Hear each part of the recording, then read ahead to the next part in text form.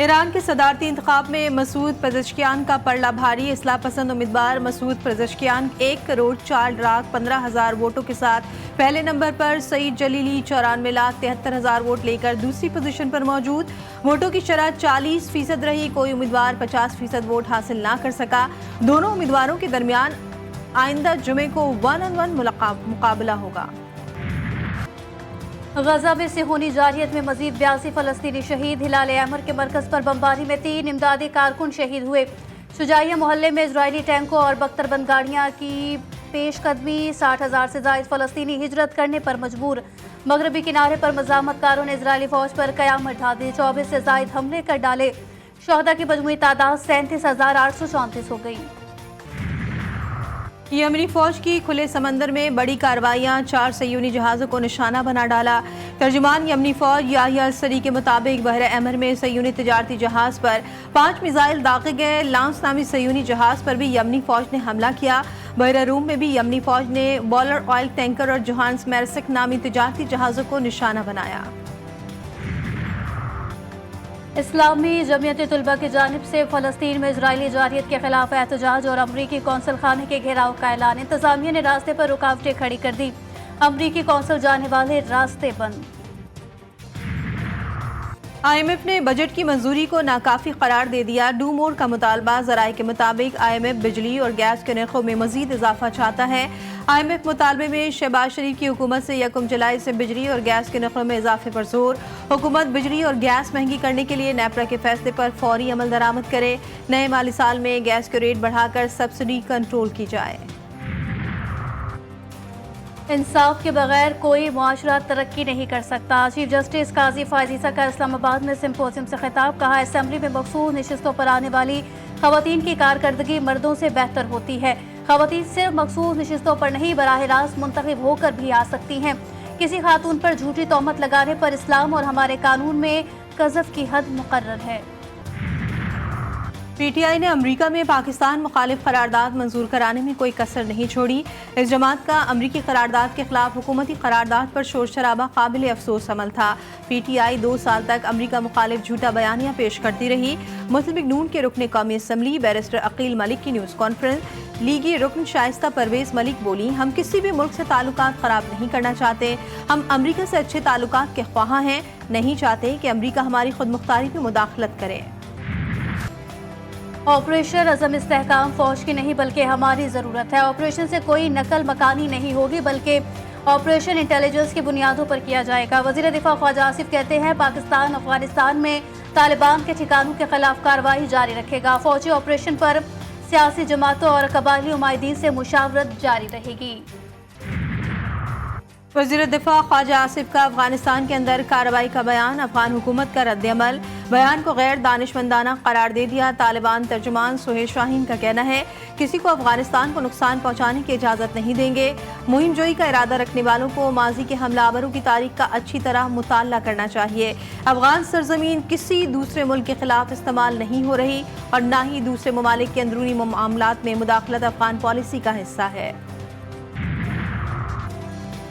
مخصوص نشستوں کے کیس میں پیش رفت، PTI نے سپریم کورٹ میں درخواست جمع کروا دی۔ بلے کے نشان کے 13 جنوری کے فیصلے کے خلاف نظر ثانی درخواست مقرر کرنے کے استدعا موقف اختیار کیا کہ کیس کو مخصوص نشستوں کے کیس کے ساتھ سماعت کے لیے مقرر کیا جائے۔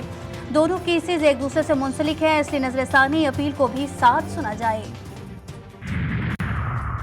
لاہور ہائی کورٹ کے جسٹس شاہد کریم کا بڑا فیصلہ، عدلیہ میں مداخلت روکنے کے لیے 5 نکاتی SOPs جاری کر دیے۔ ہنا حفیظ اللہ عدالتی معاون مقرر۔ SOPs میں کہا گیا ہے کہ وزیر اعظم آفس حساس اداروں کو ہدایات جاری کرے کہ وہ مستقبل میں اعلیٰ عدلیہ اور ماتحت عدلیہ کے کسی بھی جج یا ان کے حملے کو اپروچ نہ کریں۔ IG پنجاب میں بھی ماتحت افسروں کو عدلیہ میں مداخلت سے روکنے کی ہدایات جاری کر دی۔ فیصلے کے مطابق ADC عدالتوں کے سیکیورٹی کے حوالے سے اگر کوئی حفاظتی اقدامات کرنے ہیں تو متعلقہ جج سے مشاورت اور اتفاق رائے کے بغیر نہیں کیے جائیں گے۔ ATC کے ججز اپنے موبائل میں ہر کال کو ریکارڈ کریں۔ عدالت کا عمل درآمد رپورٹ 8 جولائی تک جمع کروانے کا حکم۔ فائنانس ترمیمی بل 2024 صدر مملکت آصف علی زرداری کو بھجوا دیا گیا۔ صدر کی توثیق کے بعد فائنانس ترمیمی بل 1 جولائی سے لاگو ہوگا۔ قومی اسمبلی نے متعدد ترامیم کے ساتھ کل مالیاتی بل پاس کیا تھا۔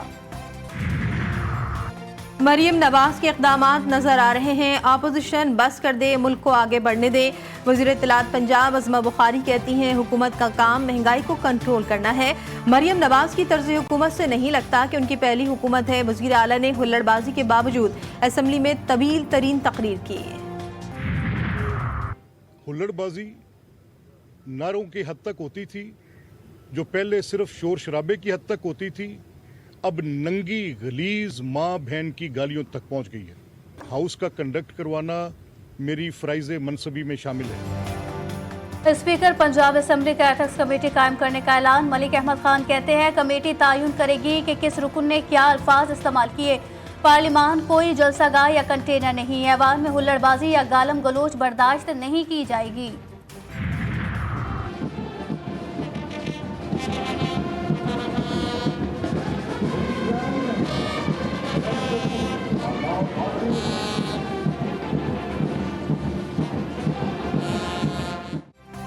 پاکستان نیول اکیڈمی میں 121ویں مڈشپ مین کی passing out parade. Chief of the naval staff admiral Naveed Ashraf کی تقریب میں بطور مہمان خصوصی شرکت۔ خطاب میں کہا بڑھتی دہشت گردی پاکستان کی معیشت اور سلامتی پر براہ راست اثر انداز ہو رہی ہے۔ مسلح افواج دہشت گردی سے نمٹنے کی بھرپور صلاحیت رکھتی ہے۔ T20 ورلڈ کپ کا تاج کس کے سر سجے گا، فیصلہ آج ہوگا۔ تاریخ میں پہلی مرتبہ ایونٹ کی دو ناقابل شکست ٹیمیں فائنل میں مد مقابل۔ بھارت اور جنوبی افریقہ کے درمیان میچ شام 7:30 بجے کھیلا جائے گا۔ بارباڈوس میں بادلوں کے برسنے کا امکان، میچ کے دوران بارش ہوئی تو فائنل ریزرو ڈے یعنی کل کھیلا جائے گا۔ کراچی میں بادلوں کے ڈیرے، گرمی کی شدت برقرار، آج ہلکی بارش متوقع۔ محکمہ موسمیات کے مطابق ملک کے بیشتر علاقوں میں موسم گرم اور مرطوب۔ اسلام آباد، بالائے خیبر پختونخوا، جنوب مشرقی سندھ اور شمال مشرقی بلوچستان میں چند مقامات پر آندھی اور جھکڑ چلنے اور گرج چمک کے ساتھ بارش کا امکان۔ ماہ محرم الحرام میں عراق جانے والے زائرین کے لیے آسانی، سول ایویشن نے عراقی ایئر ویز کو 12 اضافی پروازوں کی اجازت دے دی۔ عراقی ایئر ویز کی جانب سے پاکستان سے زائرین کے لیے خصوصی پروازوں کی اجازت مانگی گئی تھی۔ کراچی سمیت سندھ بھر میں محرم الحرام کے دوران بغیر اجازت جلوس اور ریلی نکالنے پر پابندی۔ محکمہ داخلہ سندھ کے مطابق پابندی کا اطلاق 1 محرم سے 10 محرم تک رہے گا۔ 9 اور 10 محرم کو موٹر سائیکل کی ڈبل سواری پر بھی پابندی عائد ہوگی۔ اسلحے کی نمائش اور ڈرون اڑانے پر بھی پابندی ہوگی۔ ملک کے 7 اضلاع کے 9 سیوریج سیمپلز میں پولیو وائرس کی تصدیق۔ کوئٹہ کے 3 اور کراچی کے 2 سیوریج سیمپلز پولیو پازیٹیو نکلے۔